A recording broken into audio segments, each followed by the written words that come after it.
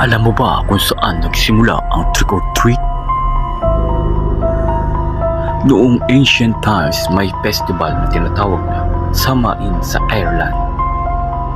Naniniwala sila na tuwing October 31 ay bumabalik ang mga patay sa mundo ng mga buhay para daw hindi guluhin ng mga kaluluwa.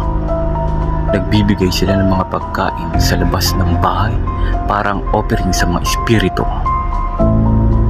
Pero may mga bata ring nagsimulang kumatok sa mga bahay para humingi ng pagkain.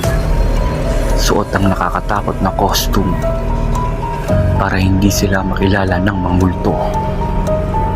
Pagdating ng Amerika, naging tradisyon ito, pero imbis na pagkain para sa espiritu, candies na lang ang hinihingi. Kaya ngayon, bawat katok ng trick or treat ay may kasaysayan ng sinaunang paniniwala. Nagsimula ito para hindi kakuluhin ng mga multo.